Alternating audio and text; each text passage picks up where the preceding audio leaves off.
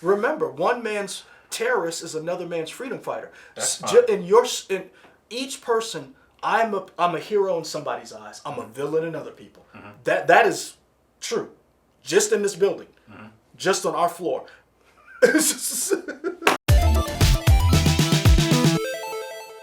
What's up, Internet World? We're the News 19 Nerds. I'm Leroy. I'm Michael. And we're here to review, finally, semi on time. I mean, for us, it's pretty on time. Yeah. Considering. I mean, well, actually, it's pretty good, not just considering, because the finale was Friday. Yeah. So that gives people the weekend to catch up. So this is pretty much on time. Yeah. I mean, Wandavision. When will it go up? I don't know. Oh. We'll find out. Hold I on. don't know. Yeah, I got This other week? Maybe. We'll see. This week. Yeah. WandaVision, 9 episodes. Some people thought it was going to be 10. I did. But I say that, but you weren't the only one, because Yeah. I remember hearing that rumor too. And to be fair, I mean, Disney never said it was going to be. It's just people thought it was going to be 10. Well, it originally was supposed to be 6, right? That's what everybody thought it was. Yeah, and I And can't then- remember. But so- I felt like I remember it being 6. But I don't know if that was ever confirmed either, so. I wonder if it was 6 because people thought it was 6 because we've seen this before in IMDb where an actor's name will be listed. We have it up right here. And let's look at Tiana Paris. 7 episodes. Katherine Hahn, 9 episodes. Yeah. Elizabeth Olsen, 9. So sometimes it's updated when it just says 6 episodes. Right. And then so that might have been where people got the 6. Yeah. But let's talk WandaVision. We doing I mean, I guess we were just spoilers. We'll do spoilers later. Come on, you know how this goes. Yeah, but what I'm saying, we already said we gave people time to see the show. Yeah, but I mean, Look- non-spoilers. I like the show overall. give a breakdown. You know, like I like the show overall. It's it was fun. It was different, right? Yeah. To me, I think that was the coolest thing. this was. I had, in terms of all the stuff about MCU, I've enjoyed all the MCU movies, and we've said it on previous shows. Even the worst MCU movies, to me, they're just kind of boring, but I don't hate them.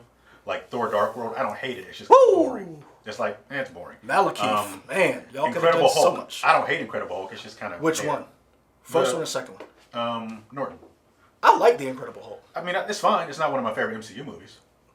Of course not. No, but that's what I'm saying. Like, I feel like it ranks low, but even, they have so many great movies. Being low on the MCU list is I mean, hard. they have 24 of them, so. Yeah.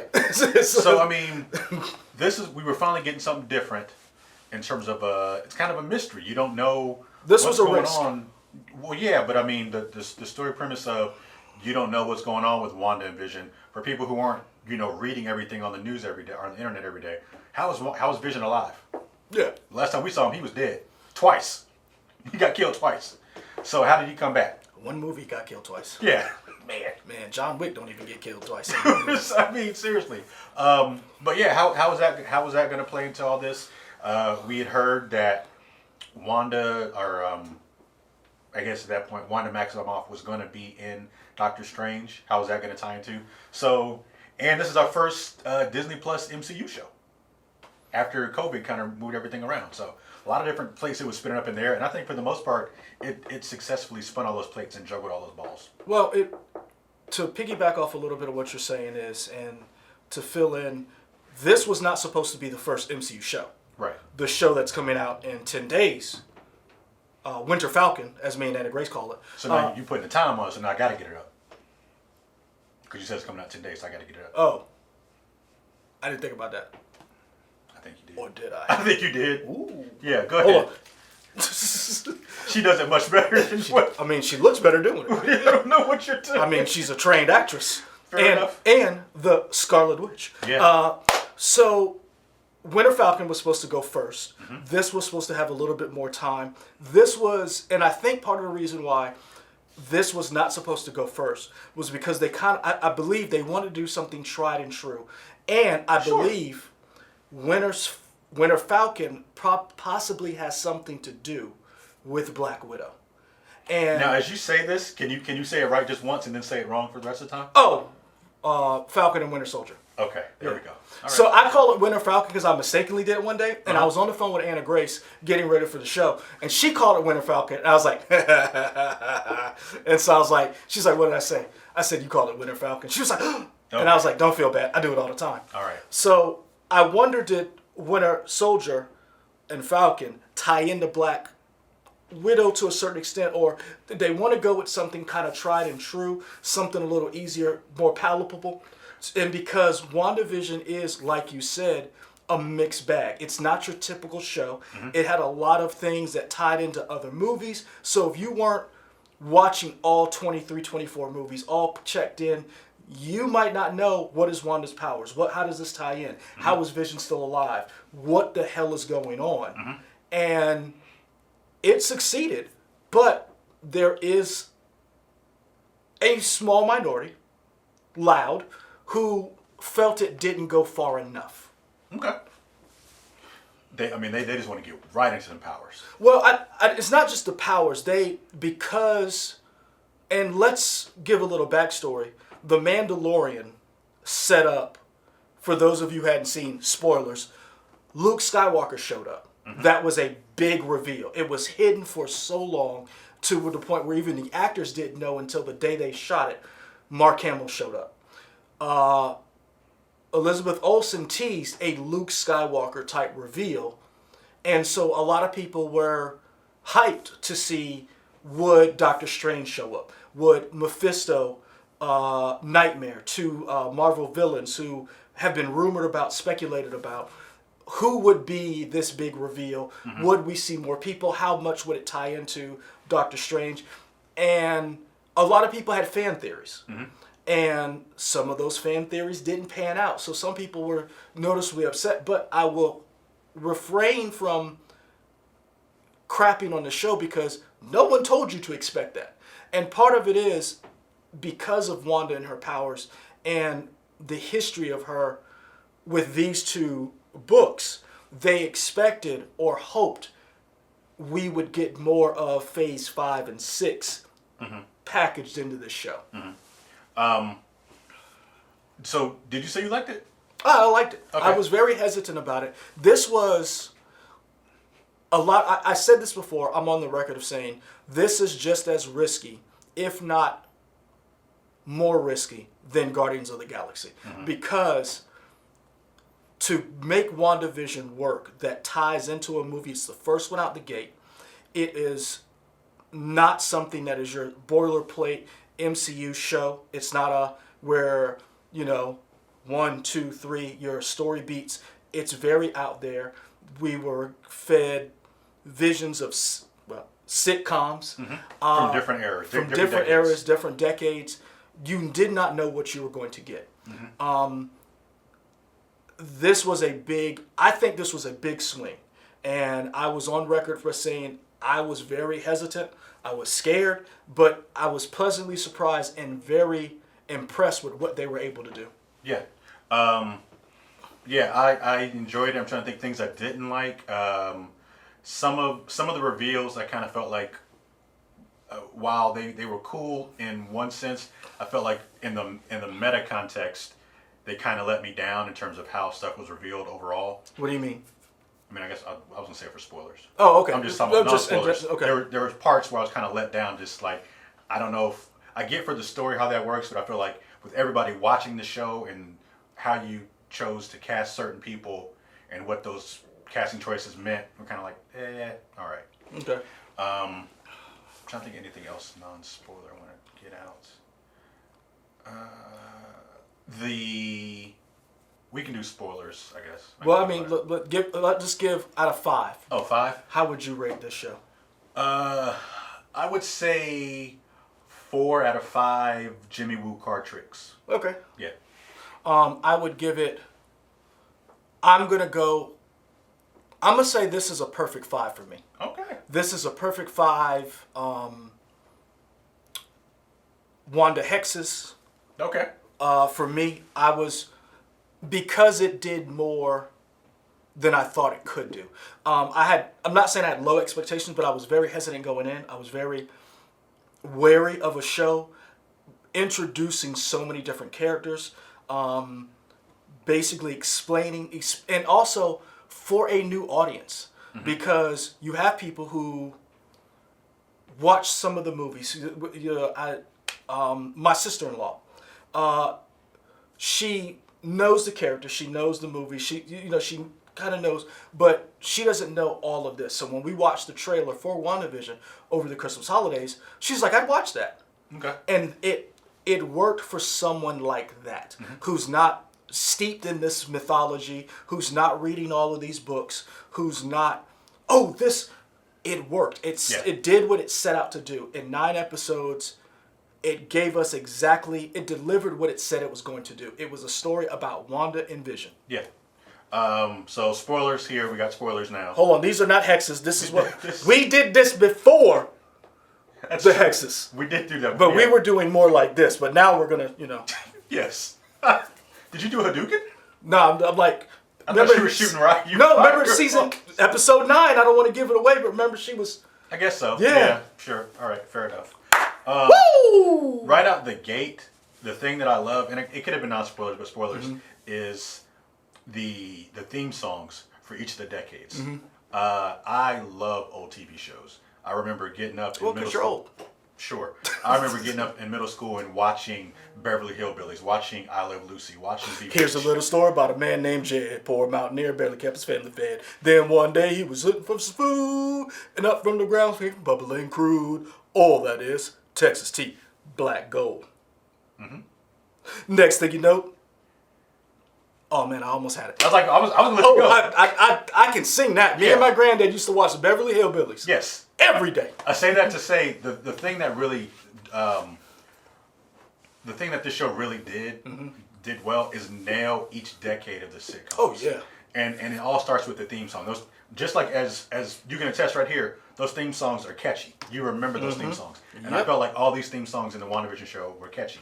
And I want to give a shout out to the composers of these, which was Robert Lopez. Robert Lopez. See, that's why I put my stuff on the computer. Robert Lopez and Kristen Anderson Lopez. They are a married couple, singer-songwriters. You may not know them, but I don't. Well, you've probably heard their work because they are Grammy nominated and winners for Frozen 1. Never seen it. That's fine. You know the song Let It Go. Even if you haven't heard it, you know the song. They wrote that song, Let My It son Go. will never watch that movie. They wrote that, and they wrote the songs for Frozen 2 as well. Hadn't seen that either. They're award-winning singer-songwriters. Okay. They did a great job. Congrats. Yeah. But I really just enjoyed it from there. Once I heard that, I was like, oh yeah, this is going to be great.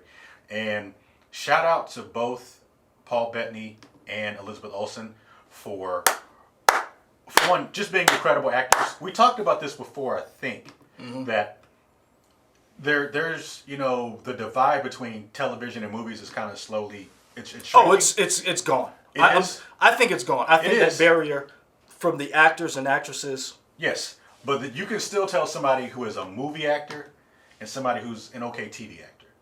And I say that to say, give me an example. Well, like Elizabeth Olsen and Paul Bettany are just. They are actors. Yeah, and you could just feel everything they did in terms of how Elizabeth Olsen carried herself from like the 50s shows to like maybe the 80s show is totally different because the way she enunciated was different because that's what they did back in the day is how they had to over-enunciate all this stuff. Well, not only that, it was not the enunciation, the up and down and the cadence in the voice. Like the honey. It was in that 50s, like I Love Lucy. The Honeymooners. They filmed some of them in front of a live studio audience. I mean, you could feel all that stuff. And I've seen some people who were detracting, like they didn't buy the romance between the two. I don't agree with that. I bought the romance, even from the movies, but I really bought it here. That these two characters really loved and cared for each other.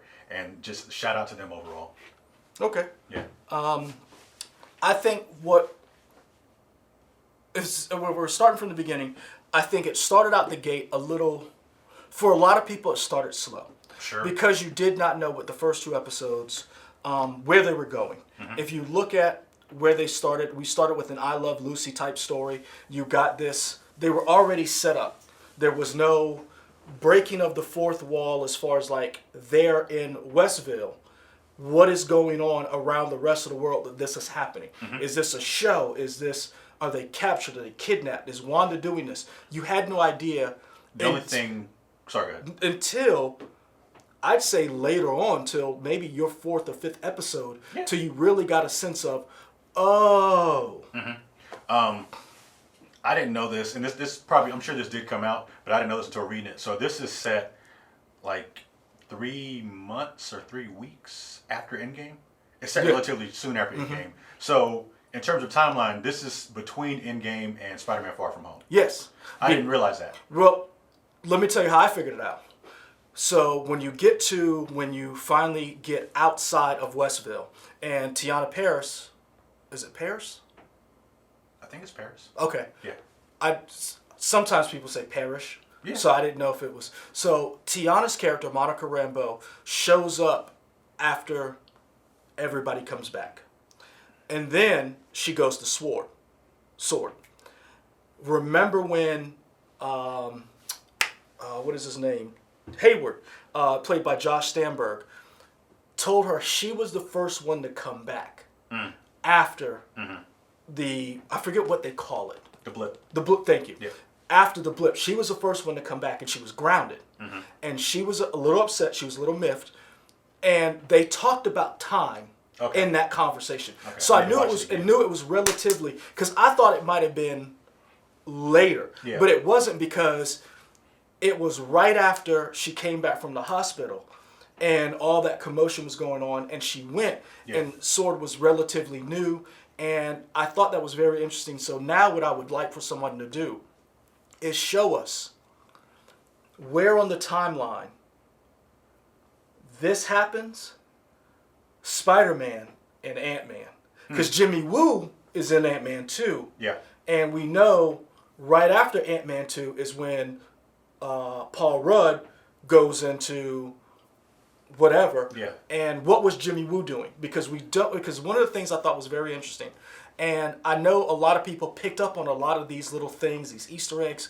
Jimmy Woo was there because someone ran who was in witness protection. We never did find out who that person was. Yeah. And Jimmy Woo is an FBI agent, but is he part of a division that is basically dealing with powered individuals? Because he was basically Scott's parole officer. Yeah. Pretty much making sure he stayed on the straight and narrow. Yeah. To me, this show set out to do everything it said it was. And it did something that the movies never did, which was give Wanda and Vision time to develop as a couple. And you got to see why they were who they were. I went back probably after the 4th or 5th episode, maybe the 3rd episode, because I told you. I went back and watched Age of Ultron. I went back and watched... I don't know why. Because, and I will say this, Age of Ultron has a better beat line as far as story beats than Civil War. It makes more sense. When you look at Civil War, and you can literally poke holes like Swiss cheese through Civil War with Baron Zemo versus where Age of Ultron. Because I'm going to be honest with you, Ultron was alive for 15 seconds. Got on the internet, was like, they got to go. Yeah. It's like, I'm on Twitter and like, I'm not disagreeing, Ultron. Like, and you got a sense of Wanda, you got a sense of who Pietro was, but you never got them. So I went back and watched every single movie that they were in, and you got a little snippet. And that was one of the biggest drawbacks people said from Endgame and Infinity War. You didn't get that. Yeah. And so when Vision died twice, that gut punch didn't hit you. That gut punch hit you in this. Vision dying. For a 3rd time. 4th time. 4th time? Because he got out of the barrier. He was dying. She extended the barrier. I counted that because he still lived. And then as the barrier was coming down again, I mean, that's love. It's something. Anything, or any like kudos or anything you want to give a shout out to in terms of like any particular? Woo! Let's start. Catherine Hahn, number 1. I've loved her from the goods. Jeremy Piven. Oh, I remember that. Yeah. She was the best thing in that movie. Yeah, I've always enjoyed everything Catherine Hahn. Catherine Hahn is amazing. Step Brothers. I guess she was a bad guy in 2 Marvel things now, huh? What? Because she was also Ock. Yeah. In Miles Morales. Whatever. I'm a little upset that she has not been asked to reprise her role in Into the Spider-Verse 2, but that could just be because they're going in a different direction. But she was amazing in that. Yeah. Catherine Hahn, thank you, Marvel, for giving her a platform to show off how wonderful she is. Elizabeth Olsen has proven that she is the superior Olsen. I can't disagree. But, I mean, to be fair, I felt like she did that before she got in Marvel stuff. Well, she was a very big indie darling. Sure. And a lot of the roles that she was given outside of the indie movies, blockbuster movies like Godzilla, the King of Monsters, she was a wife. And I'm not knocking that. She was in that movie? Yeah. She was. Wow. She was married to Aaron Taylor, whatever. Her brother? Yeah, no, she basically her Marvel brother. She was married to him. Okay. Because she was the nurse. Got it. And he was the one chasing or trying to get back to her. Okay. When they lived in California. Got it. So she's been given roles that just weren't meaty, like in Marcia Mary. Oh, what's that movie? I'm trying to remember. But she's a great, phenomenal actress. Yeah. But this is one where I think everybody got to see. And Paul Bettany, once again, kicking ass and taking names. That dude was slaying. What's that movie? What's the Night movie? Priest? No, Knight's Tale. That's what I was thinking of. I don't remember him in that. Yeah, he's Heath Ledger was in it too, but he was like an ancillary character, or side character. Paul Bettany is, first of all, put some respect on Paul Bettany's name, because before he was Vision, he was in Legion. He was Michael in Legion, saving us from God's wrath. He was not FX Legion, the other Legion. Yes. Say. He was in Priest with Maggie Q and Carl Urban. He was the Judge Solo.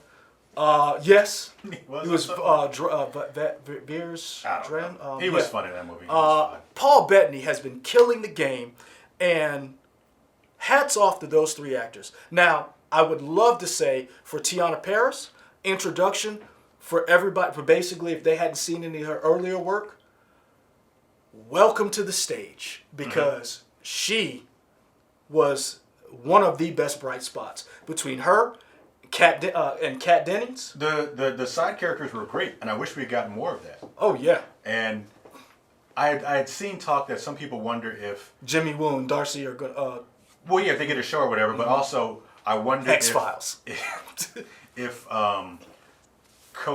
COVID, how much COVID impacted the schedule. Because it seems like there were a couple of reshoots or things that they had to do over where they only had one line or something from Darcy. Like in the final episode. Oh yeah, she has one line, and you kind of wonder maybe they had to do reshoots and they couldn't get her back, which sucks because I enjoyed her in the series, but just because of COVID, maybe they not just reshoots. She's been doing other stuff because I think she's in a couple of movies that I've seen, and she has her own Hulu show. Dollface, which is awesome. Yeah, Dollface is very good. My wife watches that. Yeah, I found it for her.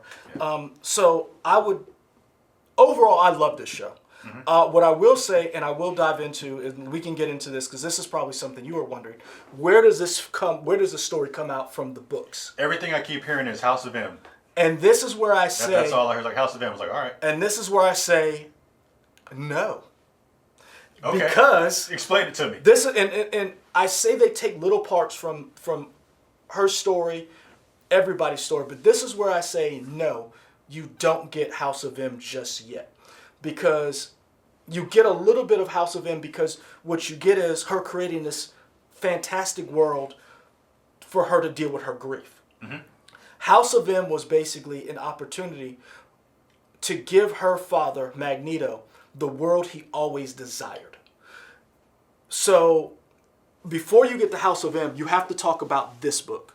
And I think if you really think about it, you have to get here. So Avengers Disassembled is Brian Michael Bendis's beginning of his rise. This is a story where all this stuff starts happening. The Avengers get hit with enemy after enemy after enemy. And it turns out it was Wanda the whole time. She was having a mental breakdown. And she kills quite a few people. So they don't know what's wrong with her. They don't even know it's her in the beginning. So she kills quite a few people. At the end of it, Captain America and Iron Man say we have to form a new Avengers. And that's where you get the new Avengers with Luke Cage arriving on the scene. She kills some people. She kills Hawkeye. She kills a couple people. Mm-hmm. She was dealing with her grief because she did not know how to handle, from what a lot of people said was the everything that was going on. Civil War, decimation, House of N, all universes changing events, and with their origins here. I feel like this is what was more so what we got than this. And I could be wrong. I'm quite sure the internets will be like, well, and this, but the reason why I say that is because WandaVision was about grief. Mm-hmm. WandaVision was about loss, struggling, that PTSD. Because and what the MCU has done a better job than any other universe has, is dealing with the ramifications of these universe-spanning events. With Iron Man dealing with PTSD from Iron Man 3. For like 20 seconds, yeah. Uh-huh. Well, not just 20 seconds. All the Civil War is him dealing with the PTSD from New York, from all these things, for him building in Age of Ultron. I was more picking at Iron Man 3. But yeah, go ahead.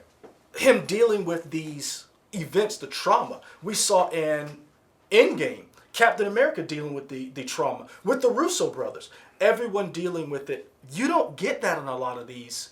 It's just punch the bad guy, move on. Sure. The reason why I say it's more Avengers Disassembled than House of M is because I feel like House of M was where they were trying, basically they were going to try to subdue Wanda after she returned, because one group, the Avengers, wanted to kill her. Mm-hmm. The X-Men wanted to help her. She split the difference and created a whole new world called House of M, where mutants ruled, humans were subservient, which was a gift to her father, because she always felt like the cause was greater than her and Pietro. At the end of House of M was when she said, no more mutants, which led to the 198, decimation, her ostracism from the mutant kind, because she basically killed and wiped out their entire species. Okay. That's why I say it's less House of M, but this is why people wanted it to be House of M and led to it, because they wanted the reverse. In House of M, the last final pages, she says, no more mutants. What they wanted was her to say, there will be mutants. Yeah. And so people thought that these hex powers would, if you go through enough, maybe it would affect all these people. And that's cool, but I feel like Disney never said that was going to happen. Yep. Also, Kevin Feige said X-Men is down. It's down. He said that's fate. Like, he hadn't said numbers, but he said we're going to do Fantastic Four before we even get to the mutants. So it's the internet maybe overreacting. It is what it is. People are excited. They want stuff to happen, but I don't feel like Disney led us on that way. I don't think so either. I know. The only thing is, I feel like there was a little bit of trolling, but I liked it with the introduction of Evan Peters. Evan Peters, the Quicksilver. That part, I liked it because Marvel is, Kevin Feige and Marvel are very smart in terms of, they don't generally try to troll people like that. They try to reward people who have paid, follow the breadcrumbs, and they're like, oh, you remember this in Iron Man 1? It's coming back here in Endgame. They reward that kind of stuff. So I feel like it was cute to cast the other Quicksilver because, could this be the way they're joining stuff? But I think in the end, it was a troll that wasn't necessary. See, this is where I disagree. I literally was the meme of Leonardo DiCaprio holding a beer when I was watching this at 3:30 in the morning.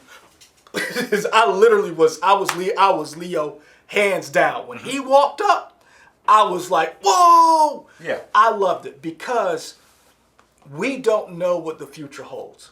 And until that happens, until the mutants show up, this was a nice nod. To me, this was an Easter egg for those people who were like, because they never said this is what we're going to do. True. Feige told you the mutants are far. I'm gonna tell y'all right now, the mutants are at least 4 to 5 years down the line, I think. especially with COVID pushing everything back. Yeah. Because we did not get one Marvel property come out last year in 2020. We were supposed to be already ahead of the game right now. Yeah. Everything got pushed back. So that means casting. That means writing, picking directors. They still got stuff that they got to get to before they even get to Mutants. Yeah. So I have no problem with that. They never promised it. I wasn't looking for it. I enjoyed the story because I thought what the story to me was, Wanda is a person who was given an immense amount of powers, who was put in a situation she was never trained for, and lost everything. And how do you deal with that? And in the age of COVID, the age of pandemics, that's a mess. I love this stuff. I don't need it. I got exactly what I wanted in this show when Vision told her, what is grief but love persevering? This was the perfect show for us. We have dealt with so much. And to see this woman make mistakes, at the end of it, we saw people hated her. I mean... So that's my another big thing I have. So you answer me this. Is she a villain or a hero? She's both. She's both. But this is the thing. That's fine. Remember, one man's terrorist is another man's freedom fighter. That's fine. In each person, I'm a hero in somebody's eyes. I'm a villain in other people. That is true. Just in this building. Just on our floor. Just on our floor. Just on our floor. And I think that's, to me, is where the MCU needs to go. And I think they tried to do this, but they didn't do a good job. To some people, the Avengers are heroes. The Avengers weren't heroes to Wanda and Pietro when they were sitting under a Stark bomb. Yeah. And the thing that I don't need her to get her comeuppance, but I need some type of something with these people, because they were all controlled against their will, a whole town. It kind of goes back to the video that you'll never see that we started to do of Wonder Woman 84, talking about consent with that man's body. I told you, magic does not... You talked about magicians and magic, but magic a lot of times is not about consent. It's about bending something to your will. Yeah. And this is what I hope. Now, this is my long brain theory. I don't have any proof, but if this comes true, I want it to be on record. You better get it up so you can have a date and time. Good point. I want to be on record as being one of the first people to say this, and I said it in my tweet after I saw it. I am hoping that they are still writing the She-Hulk show, because I know she's a lawyer and she works with superheroes. Oh, you want to see Wanda get sued? Yes. Oh! I think that would be awesome. I think that's the way you tie everything together. Bravo, sir. I used to think you were smart, but now you're showing it. Shut up. But I tweeted that on Friday, and I'm going to put this up too. I don't have any inside information, and they may have had something even smarter, but I think that would be a cool way. I hope the blonde lady sues her. Yes. I mean, I think that would be something, a way to tie all this stuff together. Again, Kevin Feige, you guys are smart, make it happen. But that's my long... Don't steal our idea. If you do, credit him. He gets something. Yeah, that's my theory down the road. Right next to John Burns' name, Michael Patterson. But I'm trying to think anything else. That was really the only thing. That's a beautiful idea that here she is dealing with her trauma and her grief. And her grief affected so many other people because while she was dreaming, they had her nightmares and dreams. So Lauren says this, and Lauren says, excuse me, she didn't coin it. Hurt people hurt people. Yeah. And this is the problem that I hope Doctor Strange deals with, and we see in subsequent movies. I don't know if you picked up on it, but Tiana Paris, Monica Rambeau, had some kind of... She ain't super happy about Captain Marvel. There you go. She is not. And I was surprised, but I liked it. I want to know why. Yeah. But I also want to know in Doctor Strange, do we have this idea that the Avengers failed Wanda because we saw this huge send-off for Iron Man.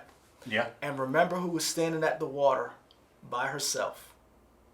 Yeah. And where was the grief counseling for? Where Wanda's sitting in this huge thing. Yeah. And yeah, y'all are mourning the fact that I love you 3000, and Happy and Peter, who dealt with that in Far From Home. Yeah. Where was that for Wanda? Because you used this girl because Thunderbolt Ross said it, and I wish someone had called him the F out.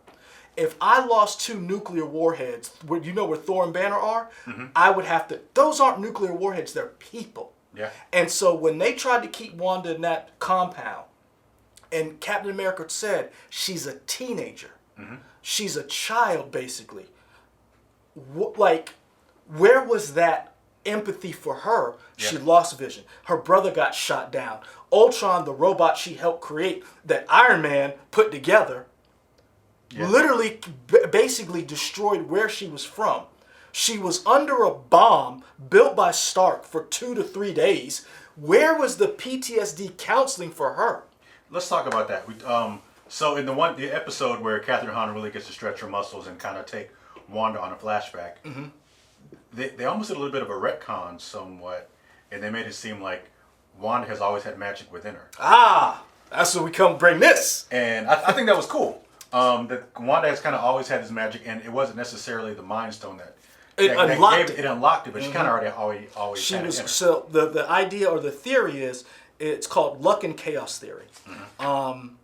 So basically, with a lot of people, and this came out in 2000. So this came out around the actual original X-Men book came out, or the original X-Men movie. I apologize. And this is basically how do you explain the science of the X-Men from biomechanics to genetics, from Professor X to Wolverine, the official guide to the scientific reality of the mutant world. So how does this stuff actually work? So the idea is that Wanda's powers, which are chaos and hex theory, is based on luck and the idea that she's been able to manipulate things around her. But now we get to see she's not just manipulating luck, she's creating matter, and Darcy brought that into that she was changing the physical properties of things that were going through, and she was able to recreate not just things, people, memories. But the problem with her spells, which she didn't even realize she was casting, was tied to Westview, which was even more damaging because here's this wonderful world she created, and she created it with these powers, not understanding them, and then locked the things that she loved in them. And in order to let those people go, she had to basically let her family go. Are Billy and Tommy coming back? You heard them in the post-credit scenes. The final credit scene, yeah. Trying to just answer any other lingering questions I had. At the end, we think... She's reading the Darkhold. Right. Now that... that hurt me because the Darkhold had already been introduced in Agents of S.H.I.E.L.D. and in Runaways, and apparently those really don't matter because the Darkhold didn't look like that in those, so that kind of hurt. But that doesn't matter. Are there 2 Wandas? Is there Wanda that's making tea and the Wanda that's reading the book, or is it the same person? It's the same person. Okay. I'm just curious. This is the one thing, and this is what I think a lot of people have not been paying attention. Kevin Feige told y'all from jump, Wanda and Captain Marvel are 2 of the most powerful people in the universe. You're going to see that. And that's why these books are so important and why her grief is so important. I'm not cool with this trope that Marvel does, that these women lose control and they're so powerful that they destroy universes. That's something that needs to stop because they do that with Wanda. They do that with Jean Grey. They do it a lot. And they do it over and over again. So stop doing that. But we did get some great storylines out of it. So I feel like it's like the trope of don't kill a black person, but... we got a good story out of it. I'm like... Kill away, I guess. You know, can I choose the black person? There we go. Yeah. Fair but you're going to see how powerful Wanda is. And you saw it with Catherine Hahn saying, you don't even know the limits of your powers. And that's why she was, give it to me. You don't know what to do. She's like, I'll give you what you want. Yeah. And Wanda is even just touching, think about it. Wanda was beating Thanos in Endgame to the point where Thanos said, rain it down Yeah. on my position. Danger close. Yeah. I'm playing Call of Duty and they're always like, okay, mark, target, 30 yards. Captain Price is like, nah, man, right here. And he's yelling, and they're like, that's danger close, man. I don't give a damn. Yeah. The Russians is coming. Yeah. That shows you the amount of power this woman had. So I think in the madness that they talk about in Doctor Strange, hopefully we'll get to see maybe Doctor Strange tutoring her, educating her, because she's dealing with forces she does not understand. Right. She cannot control. Right. Did she open a door that we don't like? And I know that's what a lot of people wanted. They wanted Nightmare. They wanted Mephisto. They wanted someone to be manipulating. But sometimes good people do bad things. Yeah. Do we think we're going to see more of Agnes down the line? I hope so. I hope so. We know where she is. Yeah. I know where to find her. And I think I read this. Agnes has ties to Fantastic Four. So yeah, that's the one thing, and that's part of the problem with some of these characters. They're all incestuous as far as like this, because look at Quicksilver and Wanda. Mm-hmm. They are the daughter and son of Magneto. And I know some people are like, well, in Marvel Comics now, they're not like, who knows? Like, we don't know what Kevin Feige could be like, Michael Fassbender, you're back in, you're Magneto, let's do this. Mm-hmm. And that's what a lot of people wanted. Yeah. We don't know where this is going to go. A lot of people thought Monica was going to call in Reed Richards. Right? Yeah. When Jimmy Woo called Cliff. Yeah. A lot of people wanted that to be somebody. Be happy with what you got. Yeah. Because we're living in a nerddom time that we never thought possible. And it was still a good show. I think so, yeah. Like, it was an amazing, after episode 9, the family, like, you saw them coming together. I want them to come back. When she put him in the bed, I was like, oh man, this is tough. Son. When he turned the light on, and he was like, I'll be back. Yeah. I was like, son. Yeah. But episode... Where's White Vision at? Do we know? So that's the interesting thing. White Vision was like, I'm Vision. Yeah. And everybody was like, so that's going to be interesting where he goes, where he comes in at.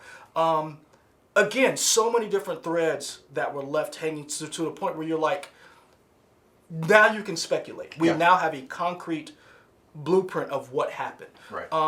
I would like to see maybe some of the Runaways show up. Maybe Cloak and Dagger from your Freeform show. Because we know that Cloak's... Cloak and Dagger's done. I know it's done, but those actors and actresses, could we see them... we know now Marvel has the rights back to the Netflix characters. Mm-hmm. We know that there is talk about some of these characters. We don't know where this is going to shake out. Because Kevin Feige said, I want it all under one umbrella so they can all connect. Yeah. We don't know.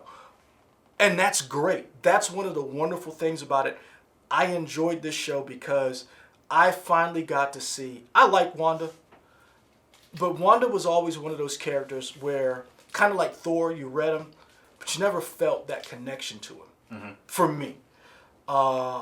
I love Walter Simonson's run on Thor, but it just never really connected to me until I got to the Jason Aaron run.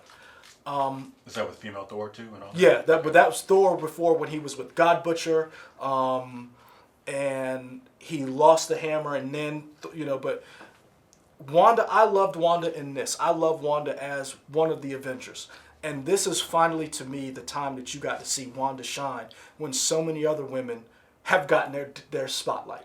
The episode where Wanda went in and Hayward was an ass, but I'll give him credit because he was a little sneaky fella.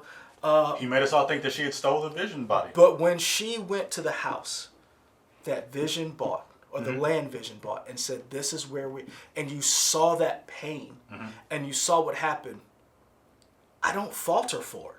I don't, but you see what happened, and you saw all of that, the buildup, all of that run, and you're like, where was everybody for Wanda? Yeah. And that's one of those things where I'm like, I hope we get to see that, because Hawkeye really was, if you watch the movies, Hawkeye really seemed to be the only one, him and Cap, who kind of like... We're talking. Would talk and like be a little defensive of her. and try to help. So let's see where that goes down the line. But that episode where she just broke down, Elizabeth Olsen proved that she can be on stage with anybody and carry herself next to. So bravo for this show. Bravo to Matt. Shakar? Is it Shakar or Sakar? Let's look. I don't know. Hold on. It's whoever we want it to be. So I was pleasantly surprised. I love this show. I think now what Disney's gonna have a big problem with is watching order, because how does this fit and everything? But bravo Disney, bravo Marvel, because this was grade A television. This is grade A storytelling. So that's it for us. That's our review. Quite sure we missed some things. Oh yeah, there's a lot of stuff we didn't talk about, but Quite sure there's gonna be some. Well, actually, put him in the comments. He'll read them, and he might tell me about them. Maybe not. I don't know. But in addition to finding comments here on YouTube, you can find us on Twitter, Instagram, Facebook, WOTX.com. Like, comment, subscribe wherever it appears. Probably down here. Ooh, ask him where you want this WandaVision season 2 to go. Nowhere, because it ain't gonna happen. You don't think so? I don't think so. Ooh. I don't think so. I mean, I don't know. I mean, it would be cool. To me, I really like the idea of doing different decades of stuff. I mean, now that the novelty's gone, what is it? Because when you going back and do decades again?